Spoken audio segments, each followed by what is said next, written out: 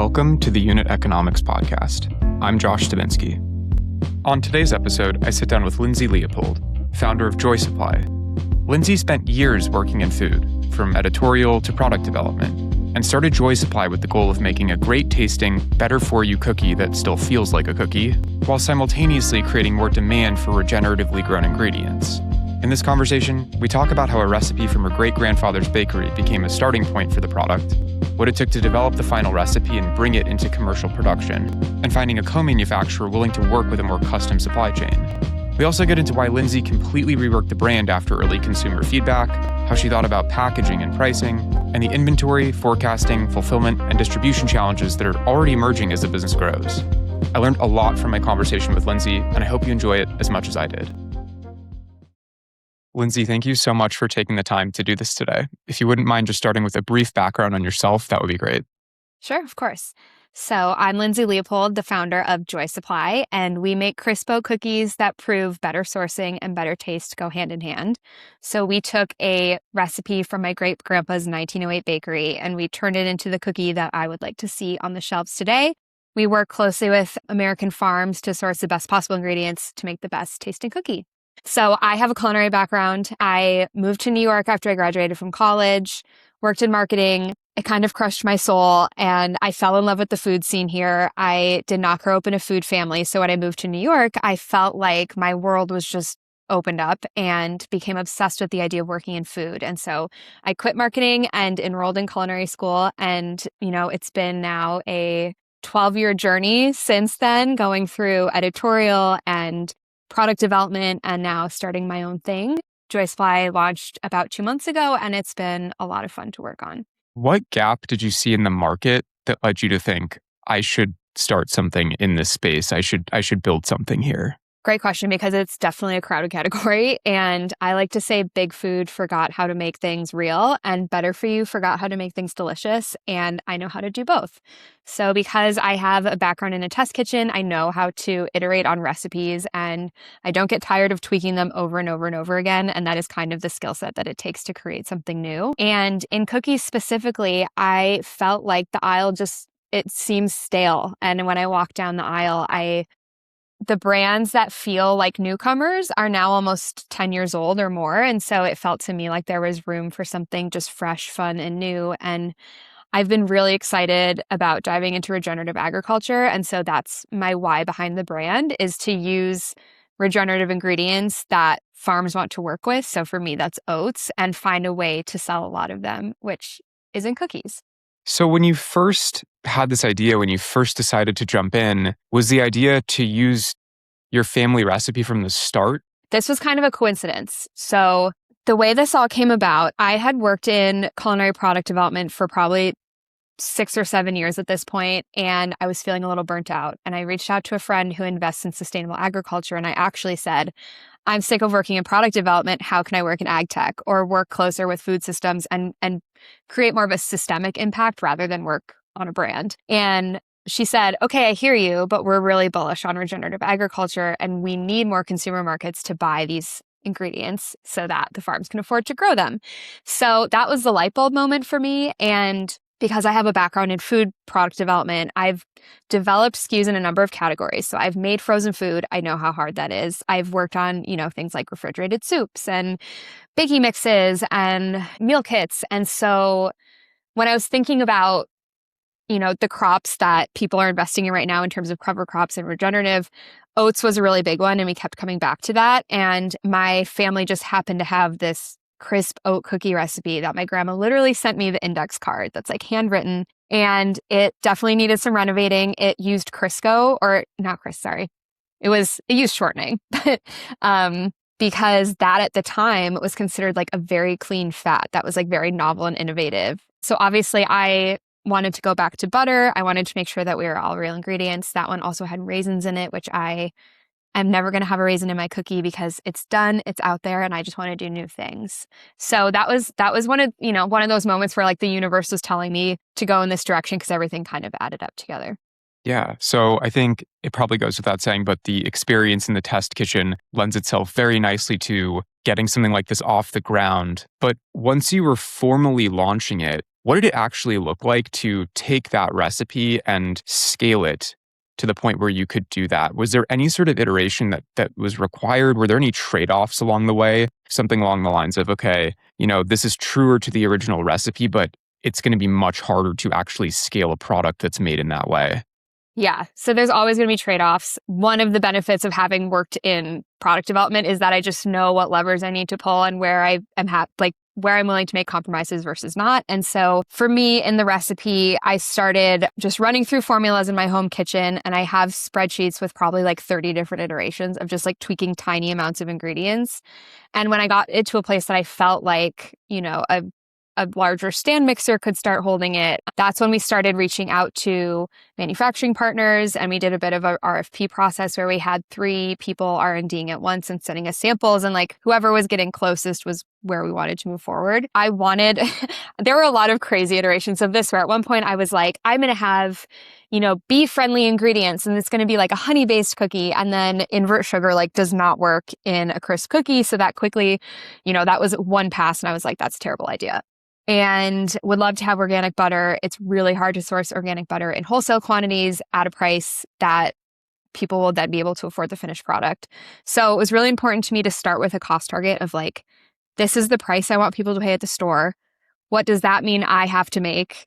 What does that mean I have to source the ingredients for? What does that mean I have to pay tolling? So I always knew that we had all these puzzle pieces that had to come together in a certain way. And I'm not willing to compromise on regenerative oats or sugar. I'm trying to source regenerative flour that we can afford. But then I do have high quality but non-organic butter and eggs, because if I use those, it would break the cost target that I want. So it's sort of a matter of almost stack ranking, in this case, the ingredients that you care about most. Is that right? Totally. And it's also, what's going to matter from a brand perspective. What do customers actually care about? Last summer, when I started this, I had a completely different brand name, packaging vibe. It was very farm forward, pastoral, soft. And I sent out probably 150 boxes of samples to friends and family with a survey. And what came back was everyone said, we love the cookies. We don't get the brand. And it wasn't resonating. Someone said this looks like a spa gift. I was trying to be a Flamingo Estate or like a Painterland Sisters, and it just wasn't working. People didn't get it. And I had also asked of these marketing claims, what resonates with you? So I had, these ingredients are better for me. These ingredients support farms. And at the end of the day, I care a lot about improving the food system, but I also love to nerd out on the research and soil health. And not everyone cares about that when they're eating a cookie. They don't really want to be preached at. And so I had to strip back a lot of that and be like, that's my mission, but to sell these cookies, this should be fun. And so I kept saying, this should be fun, this should be fun. Cookies should be fun. So when we finally came around to needing a name, Joy Supply stood out because it just was very evocative and wasn't trying to be anything crazy. It's really simple, and people are really kind of loving the direction that we've gone. Yeah, I think you've nailed it with the branding for what it's worth. It's interesting to me that you solicited feedback so early on. And a lot of these conversations with founders that I've spoken with to date, a lot of them actually didn't solicit any feedback, and it was just sort of gut decision making. I'm interested to hear more about what you were looking to do when soliciting that feedback, I guess in a little bit more detail. And, there's a trade-off around speed to market, time to market, soliciting too much feedback, compromising on things maybe you shouldn't have compromised around. So I'm just curious to hear how you thought about soliciting feedback and then selecting what to implement versus not. Totally. So I do think this is kind of a culmination of a lot of things I've built over my career. So when I started at Martha, so I was at Martha Stewart Living on the editorial team at the magazine, we very much considered ourselves tastemakers, and we were not necessarily looking to outside source it. I mean, obviously we got inspiration from everywhere, but at the same time, we were supposed to be pioneers and leading people towards new, interesting things they could cook. And then when I moved to Home Chef in Chicago, they were very data oriented, which was completely different for me. And I still remember our CEO there saying, we're not taking customers on a culinary journey. We're just getting dinner on the table. And as a food person, that made my jaw drop, but at the same time, it made so much sense. And they ended up selling to Kroger for $1 billion. So it was very smart. And my job there was reading every single review that came in and seeing what our customers were looking for, and then finding the balance of our customers only want to eat green beans, but we also have to push them outside of their comfort zone. How are we going to do that? So that was a lot about compromising, the integrity from like a culinary perspective, but also giving people what they want. Because at the end of the day, people can say they want to do certain things, but like behavior is way different than what they say. And so when I came back to Martha as culinary director and started developing products from her, that was where, it was sort of meeting in the middle, being like a tastemaker who's going to push the envelope and she's going to say, these are the flavors that we should care about. But at the same time, we wanted to give people things that they would love and that they would use. She always wanted things to be like innovative and useful, because if it's not useful, it doesn't, like, what's the point? And so that's when I started thinking about this project. I think it is so easy as a founder to be like,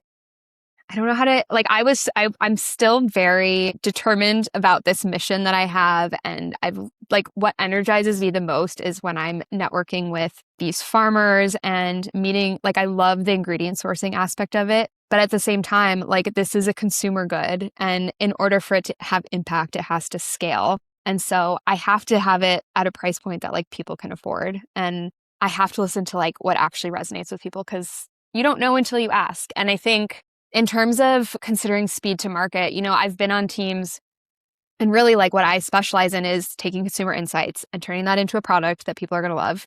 And I've been on teams where we'll do like a long 12-week study with a great consumer testing group, and you take learnings from that and try to inform how you're going to launch something. So this was really like my ad hoc Google form.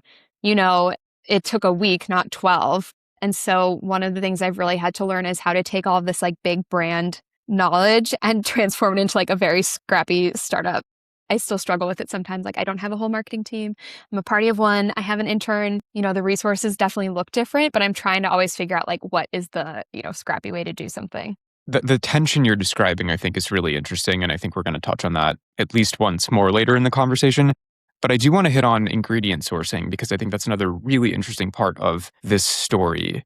Given the desire to source regenerative ingredients, how challenging was it to actually do that in practice, especially at a small scale, right? You're just starting out. What did it look like to find the right partners to source ingredients from? What did that all look like? Yeah. So regenerative is still very new. And so that is still hugely challenging for me.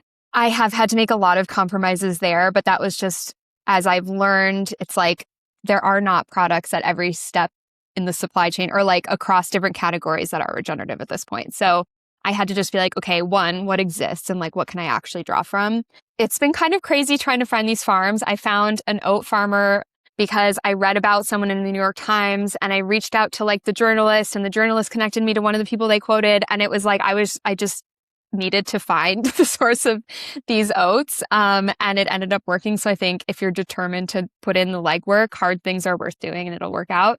I will say it makes it really hard with co-packing relationships, because a lot of them like simply don't want to bring new ingredients in-house. They have their relationship set up. They don't really want to be flexible. And so I've vetted a lot of different manufacturing partners and ended up finding one that was flexible enough that they were willing to, make these new relationships with me. And I could say, hey, we're working with this great farm out of South Dakota. Like, let's coordinate a way to get a truck of oats here. And so that's kind of the way it's all worked so far. And it is harder. But again, that's kind of part of the whole point of why I'm doing this, is to I feel like I have a little bit of a fire in my belly to like prove that it's possible, even if it's hard. Starting with sourcing the ingredients and then working backwards into finding a co-man, I think is interesting. I don't know if that's the typical process. Is that typically how this works? No. I feel like people typically find a co-manufacturer and then they figure out like where to get their ingredients from. Or like you alluded to, they have the existing connections with suppliers and you're sort of at their whim. Is that right? Yeah, I think there's going to be a lot of people out there that are looking for like a turnkey solution, and they're going to say, let me pick something out of your private label, or like, let me pick something out of your catalog, make one tweak to it and slap my label on it. Like, there are plenty of people out there that are going to do that. I just always knew that it was going to have to be like very custom to me. They were going to have to take my formula. They were going to have to bake it themselves. Ideally, they would take the ingredients I wanted to. I have like aspirations for the certifications I want, but again, like having worked for brands that had really high standards, I have had to learn that people might think you're really annoying if you're pushy. But at the same time, at the end of the day, like that tension is what makes the best possible products. Cause like I have been told a million times, like, oh no, like that couldn't possibly happen. And then you push a little harder and they test it out and it actually comes to life and it can be great. So I think if you're willing to find the right people that are like excited about the things you're excited about, it makes it all a lot easier. I worked for a brand that had really strict standards around, it was vegan, gluten-free, dairy-free. Everything had to be super clean. We weren't even allowed to put citric acid in things because that was considered like a mold. And our standards were so strict, and we still like found a way to develop products. And so I was kind of like, okay, if I can have a no list that's like 300 ingredients long, surely I can make a cookie that uses real ingredients people would use at home. For listeners who aren't familiar with what regenerative agriculture actually is, we've touched a bit on regenerative dairy on the show, but just for listeners who might not be aware, do you mind just explaining briefly what regenerative actually means in practice? Yeah, so I would say overarching message is that it's agriculture that brings nutrients back into the soil instead of stripping them away. So there are a few different tenets of that and people apply it in different ways. But for me, I'm looking for low till. So, you're leaving like root systems intact in the ground and you're making sure that like things are being brought back down into the soil, and that minimizes the amount of soil that's also being like washed away if it rains. And then it also includes like lower use of chemical inputs. So that part's really important for me. And there is a bit of a divide between like regenerative versus regenerative organic. And I do err on the side of organic, especially with oats, which get a bad rap for being sprayed with glyphosate. The glyphosate-free certification is really important to me. And then there's also some tenets around like care of animals, care of employees, making sure that it's like a holistic system, the way that the farm is being run. And I think what's so interesting is that like this is the way farms used to be. It's not like a brand new technology. People used to farm this way. And then over time, we kind of like got off track, and nutrient density of grains has fallen 23% in the last 60 years. And so oats are like an essential cover crop to bring back into a rotation, to bring just the biology of the oats brings nutrients back into the soil. So a lot of farmers are trying to bring oats back in because they've been moved towards, making corn and soy because that's what sells to feed livestock or create products and whatnot. So I grew up in Minnesota, and that historically was the grain belt, and tons of the grain farming moved up to Canada, and it's actually still like subsidized by the government because the government wants to keep corn and soy growing in the Midwest. And so I've really loved like reconnecting with my roots. I live in Brooklyn now, but being able to meet with farmers in Minnesota and Iowa and work with those collectives has been very special. I think your background is really interesting because you don't have a formal background in CPG. My understanding is that this is your first sort of foray into the CPG world. Mm-hmm. But a lot of your experience, like a lot of your collective experience, really lends itself nicely to starting a CPG brand. I'm curious what from your background thus far has proven to be the most valuable aspect of what you had worked on previously, and maybe what some surprising challenges have been. Grit is definitely one that I think has served me well. People have asked, like, is this the hardest thing you've ever done? And I'm like, I worked on the line in a New York City restaurant until 3 a.m. Like, no, this isn't the hardest thing I've ever done. And so I think just like, I keep saying the word determination, but I think I just have this belief that everything's figure outable. It's like, even if it's not the solution, maybe that is like the perfect answer, there's always going to be some way that I can figure something out or ask for help. I've gotten a ton of free advice just from taking networking calls and making sure I'm peppering in a few questions at the end. And, I didn't work in CPG explicitly, but like product launches generally follow like the same pattern in terms of doing the research, writing the brief, reaching out to a co-man, doing the R&D, starting the marketing plan. Like that is very cyclical. And I think one of the things I like about it is you can always do it with like a new project. But even that was starting, I think why I started my own thing, like even that was starting to feel like a little repetitive to me, and I wanted a new challenge. I think expecting that like anything can go wrong serves me well, because on any given day, a million things can go wrong. So I don't really have this set idea in my head of how anything's really going to go. And so I try to be open-minded and nimble in terms of like adapting. I would actually say one of the hardest things as like a female founder, solo founder, is I like constantly feel underestimated, and I get on a lot of calls, where people are asking, and I've learned that some of this is just like the jargon around fundraising or whatnot, but it's like, why this? Why you? Why now? And it doesn't feel like totally human to me sometimes. And so at first I was like, what is that all about? And you start learning the language, and that has gotten easier over time. But I do feel like I'm constantly having to like prove like why I can pull this off. On the topic of fundraising, what does that look like? I just closed a pre-seed round, so it's kind of top of mind, but I started fundraising a year ago and got a lot of feedback that it was too early. I think especially in food, people need to see. It's like hard to get people to visualize what you're talking about and not be literal. So like I was sending people things in sample packaging, like literal cellophane bags, and I was getting feedback on that. And I was like, well, this is clearly temporary.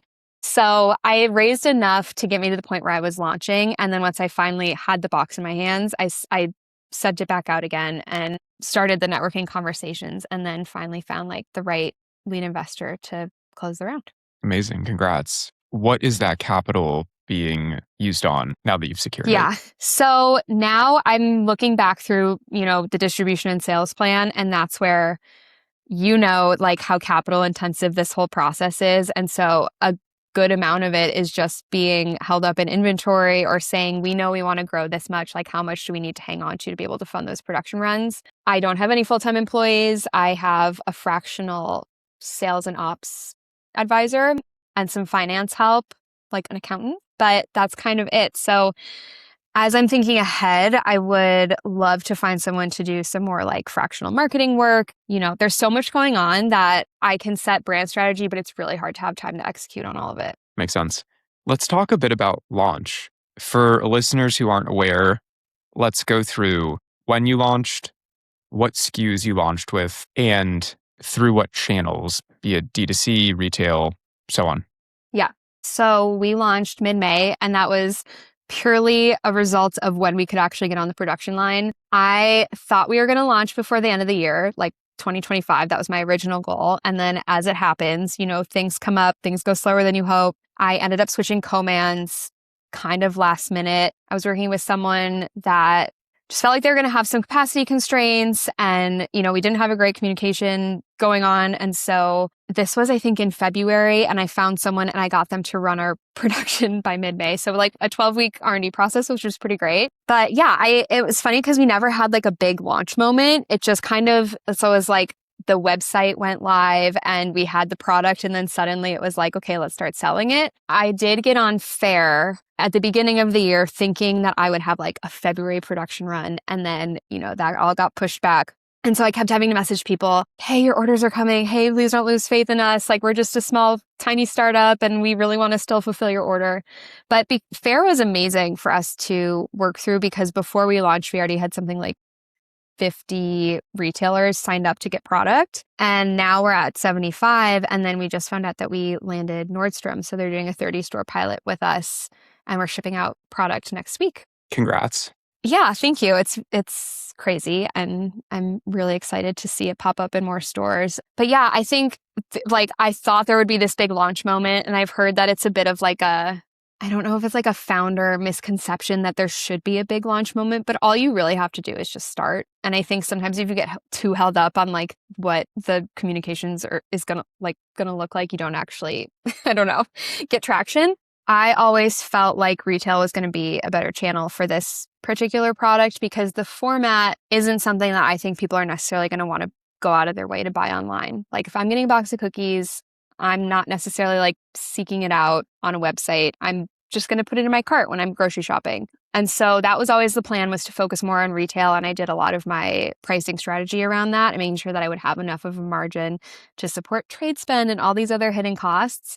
And then D2C is kind of like icing on the cake. Like if we get D2C orders, that's great. It's higher margin, so it can help us subsidize the costs a little bit. And I think it'll be a great loyalty play. So I kind of think of it as like a Van Leeuwen, where they have obviously like a ton of in-store presence, but then they have maybe a special flavor that launches online or something that's like for your ice cream club that I think we could do some fun like limited time holiday offers. But D2C, I think we've all seen how challenging that has become for a lot of brands post-COVID. And they call it like the last click valley of death, where you get so caught up in the marketing wheel of display ads and stuff that I don't want to start there. Yeah, that makes total sense.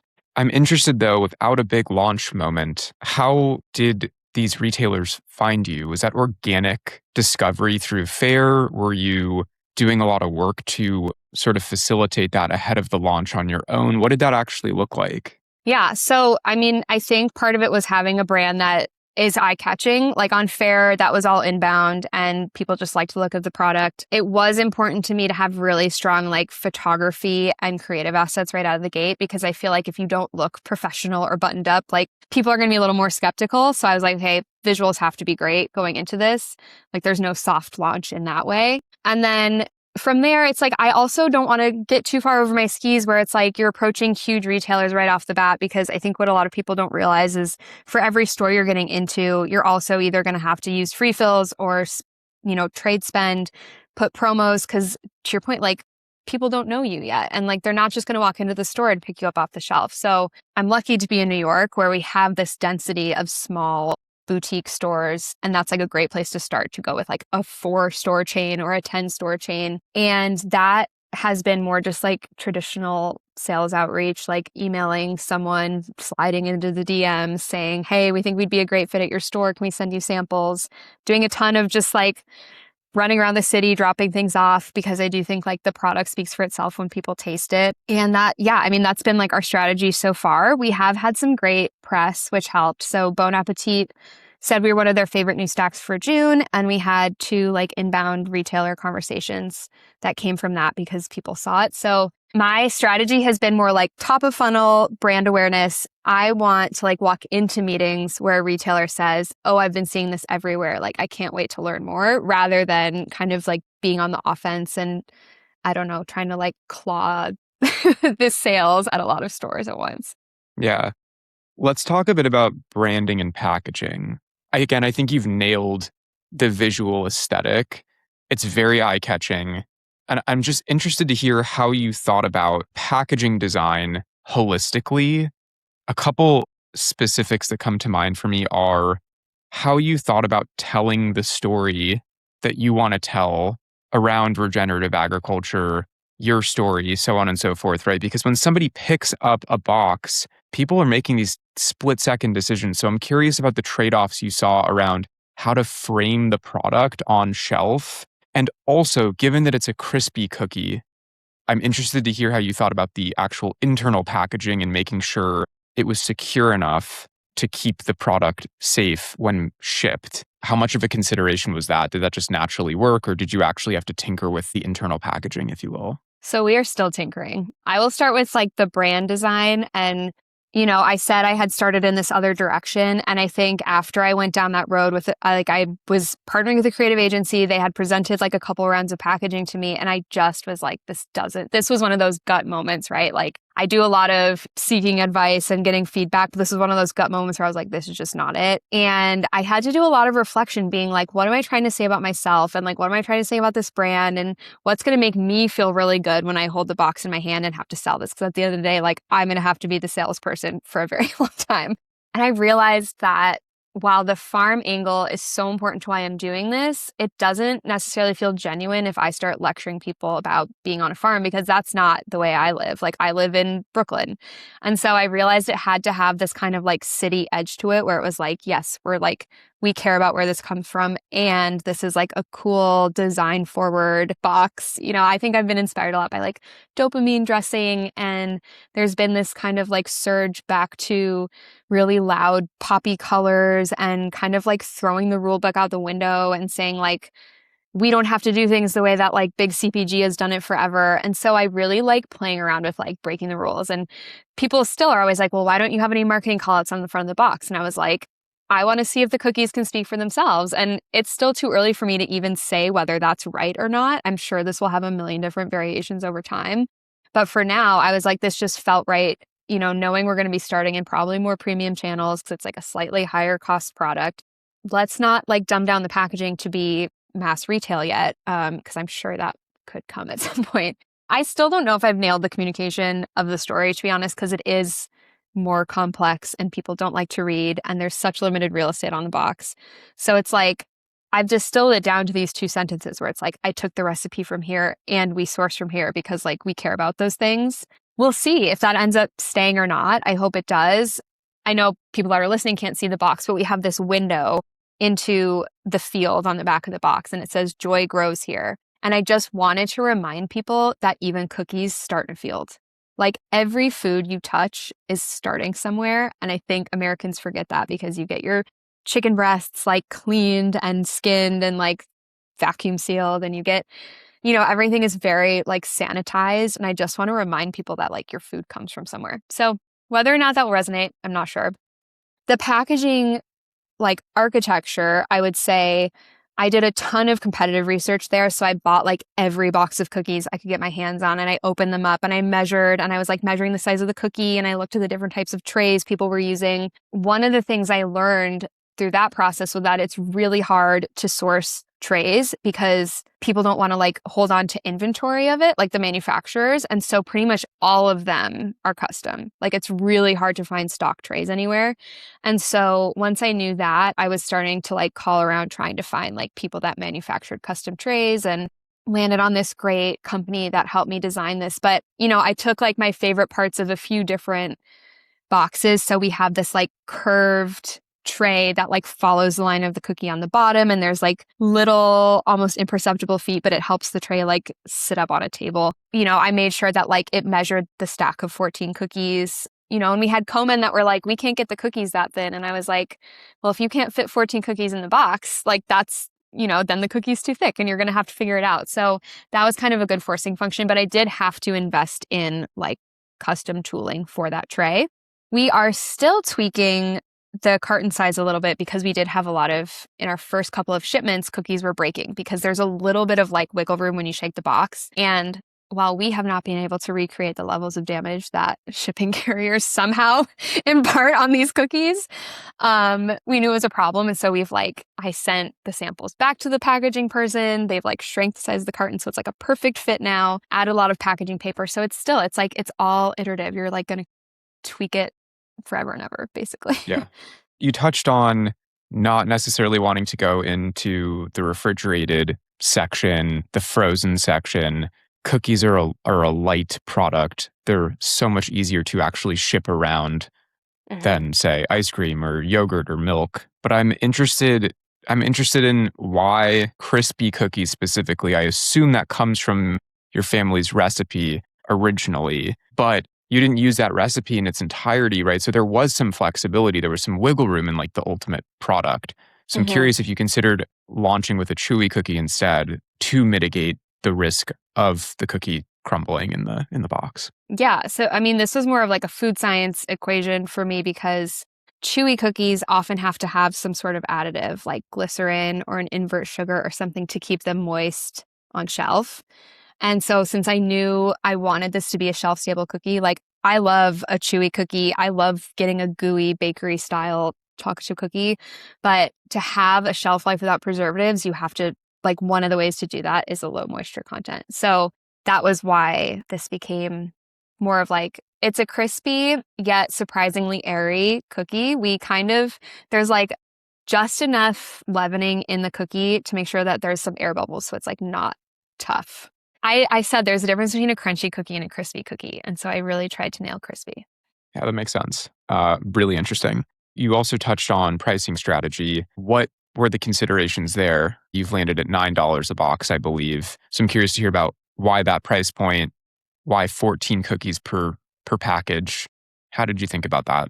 So this is another like competitive research exercise where I took tons of cookies that I found on the shelf and I made a whole matrix of like all of their attributes. And one of those things was price. And I looked at cookie brands that I felt were more competitive to us, look at what they were selling for. I obviously don't know really what their distribution looks like. I can kind of guess based on like the saturation, but I knew I wanted to comp against like a premium mass brand like a Tate's. And, they were acquired by Mondelez almost 10 years ago. And so they have the benefit of like truly mass distribution and, like the mechanics of giant manufacturing on their side. But I knew I was like, okay, someday, not today, I would love for this to be no more than like 15 to 20% over the cost of a box of Tate's. And like $9 is not close to that.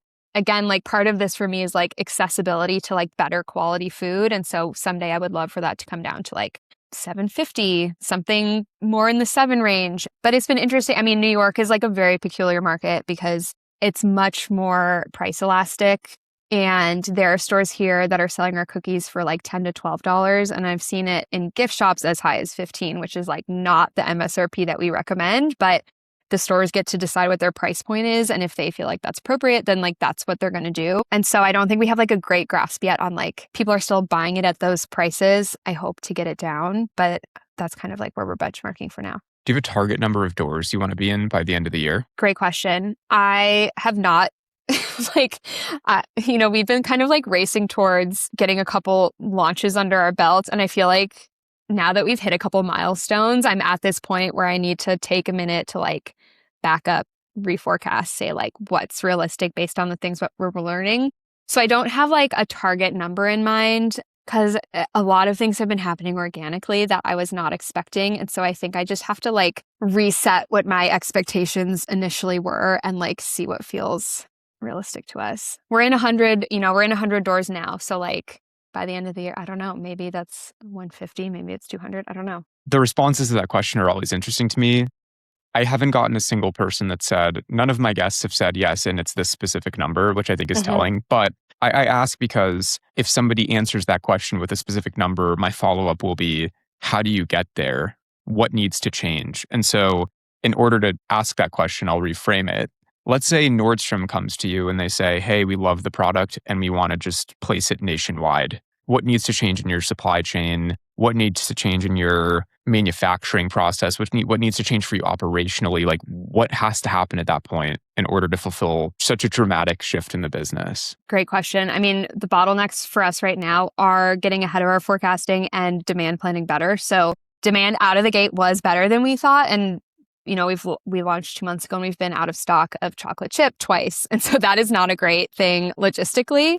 So we're trying to get in a better rhythm of anticipating, how much inventory we're going to need when and making sure because you have to back up the amount of time it takes to like order in the packaging. The packaging has to get to the co-man. The co-man has to have 4 weeks to get into the production schedule. There's just, there's so many things that have to line up in order to like hit a deadline. And so we need to get better at like planning farther ahead on the demand side.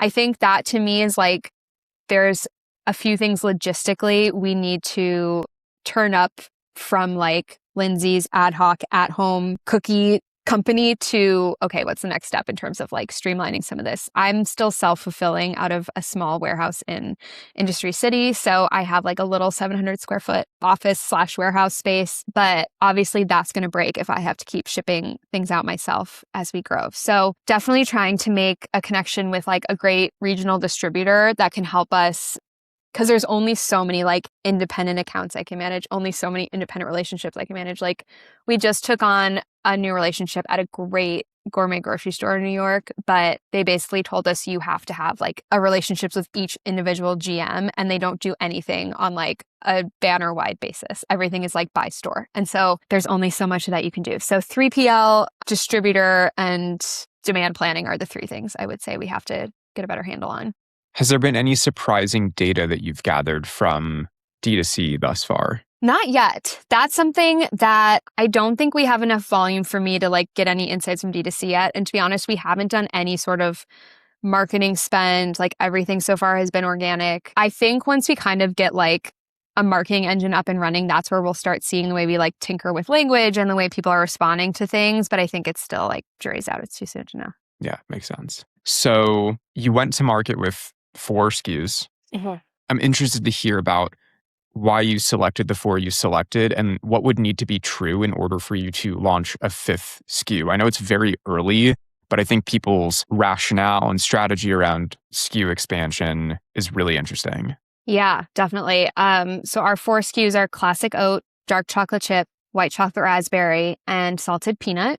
And so I wanted to take flavors that for the most part are pretty familiar to people and just kind of add an elevated twist. So the dark chocolate chip I tasted with like, 6 or 7 different varieties of chocolate chips and found that we needed like a high enough cocoa content where you could actually taste the chocolate chip against the cookie. And so like milk chocolate really just melted in because like my cookies have a pretty buttery caramelized taste because they're cooked pretty dark. So that was like something we had to consider. But also the cocoa market is very unstable. And so our dark chocolate chip and white chocolate raspberry are both more expensive SKUs. And so something I'm thinking about as we continue to expand the portfolio is, okay, what's like a non-chocolate SKU I can add to, help keep the blended costs lower and also like preserve the integrity of our supply chain. Our white chocolate raspberry uses freeze-dried raspberries instead of flavoring. I took a stance from the beginning that I didn't even want to use natural flavoring because I only wanted to use like pure sources of flavors from ingredients. So like I don't want a lemon flavor. It has to be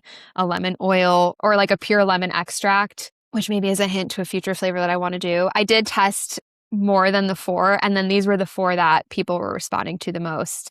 And I felt like it was a good variety of like, the salted peanut for some reason is really appealing to like everyone's dad. I don't know. I think there's something nostalgic about it. Everyone's like, oh my gosh, my dad would love these cookies. That one is actually like, I love that one. And it's funny because on our first run, our manufacturing partner used unsalted peanuts by accident and it did not taste as good. So then I had to go back to them and say, hey, you got to get salted peanuts next time. So that was one of those things where you're just constantly making adjustments. But yeah, in order to add something, this is like going back to my editorial days where we would like think about the way we would write a story, or like if we have 4 recipes in a what's for dinner article, we're doing one that's beef, one that's chicken, one that's vegetarian, one that's, it's like you're thinking about it in the sense of a portfolio and like not being repetitive and offering something for everyone. Chocolate chip is out there and I'm like, that's so boring. Who wants another chocolate chip cookie? And yet it's our bestseller. It's been really surprising to see white chocolate raspberry is one a lot of people say, oh, I would never like pick that up off the shelf. I'm not a fruit dessert person. And then when people taste it is like far and away people's favorite. So there's going to be a difference between like when you're picking it up off the shelf versus kind of this word of mouth, like dark horse. It's going to be interesting to see over time what people are responding to. And I also am not, I think just like in terms of portfolio strategy, like if something's not working in a year or 2 from now, I'm not so precious about these SKUs where I wouldn't be like, we have to sunset that and put something else in its place. And then, I think because I am a product and food person, I like want to do so many different flavors and I have so many ideas. And what everyone just keeps encouraging me to do is have focus. At one point, I was like, this could be a brand that goes across multiple aisles. It could be baking mixes and crackers and this and that. And I have a lot of, people that I have reached out to for advice. And a lot of them were just like, that's too much. You don't have to do that on day one. And so I'm taking these 4 SKUs and seeing how far we get with them. And, maybe it's going to be like a pack adjustment where we do minis in pouches, or maybe it's, like a family value pack where it's like little snack packs or something, but trying to just ride these 4 flavors for a while. You mentioned certifications multiple times. I'm interested to hear about what certifications you're interested in acquiring and why, and subsequently, what you think that does for the business. Because as a consumer, and I've brought this up on the show before, as a consumer, when I see, for example, a certified organic certification on a box, that resonates well with me. But sometimes I'll see certifications on a box and I have no idea what they mean. And they don't actually do anything for me. They don't really move the needle in terms of like a purchase decision. And so I'm interested to hear like really specifically why they matter to you. Is it from a personal standpoint? Is it from a marketing or claim standpoint? Is it because you do think that they will help with sales? Like, why does it really matter? I think it's more of a claims and trust building exercise. So it's more like saying, put your money where your mouth is, right? Because I can be internally committed to checking all these boxes and making sure my supply chain is buttoned up in a certain way. But like people don't know that sometimes unless they actually see the seal. I've heard it go both ways where some people are like, customers really don't care when they see a seal. It doesn't mean anything to them. And then I hear from other people that like it matters a lot and they actually like only want to buy non-GMO, or that does sway their purchasing decisions. So I think what we think will be our top consumer profile is like a millennial mom. So it's someone that's doing the purchasing for her household. They want like a better quality cookie for her kids. She doesn't necessarily need like an allergen friendly thing. But my hunch is that like that woman probably wants something that like, might be glyphosate free because she's been reading about glyphosate and spraying pesticides in the news. I really want to be the first regenerative organic certified cookie, but that has its own set of challenges because you have to be, I will never be, well, I don't want to say never. As it stands, there are not enough vendors for me to have like 100% organic regenerative certified cookie, but I could be bronze certified because 70% of my ingredients are. And that was something that like another piece of the puzzle I made myself back into was I have my formula broken out by percentages. And I was like, can we get to 70%? And so I made sure that oats, sugar, and flour add up to 70% in the formula. So I would love that to be the case. And there are a lot of retailers that say you cannot use the word regenerative on the box unless you're certified. So like Whole Foods is one of them. And I don't say it on my box for that reason. So I say like, we're committed to sourcing from farmers who share a belief that good food starts in the field. So it's really interesting. You have to like, I did some supplements packaging at a previous job, and that obviously it's not FDA regulated, but there's pretty high standards in terms of like what you can legally say without getting in trouble. And so I wanted to be really careful about the language I used on the box until I'm certified. Like I wanted to just say things that I felt we could comfortably like defend if someone ever questioned it. Yeah, makes sense. Is there a specific lesson that you took from Martha Stewart herself specifically that you think is most applicable to what you're doing now? I don't think she ever like said this kind of a thing out loud, but I would watch her do it, over and over. She was very like hands-on and tactile with testing things, and you never take anyone's word for something. Like you don't make any assumptions. So I would work with a lot of people who kind of want to formulate on paper, and they would say like, oh, we can just like take that ingredient down 5% and it won't be a problem. And I'll be like, she would always say, well, have you tasted it? Or like, who tasted this? Why does it taste like this? You always had to back up your decision for any change you made, and you had to have an answer why something existed and why you decided to do a specific thing. So that is something for me. It's like I back everything up with photography, and I make sure that, I have really detailed notes and that communication is very clear. And then in terms of just the way you build a brand or develop a product, she had these pillars that was like, I'm going to get it wrong, but it's like quality at a value, function, innovation, and beauty. So like I was saying, it has to be high quality, but accessible. It should feel innovative and new. It shouldn't feel boring. But if it's not functional, it's not useful to anybody. And then beauty, it's like it should be nice to look at, and it should be something that like you're excited about adding to your pantry.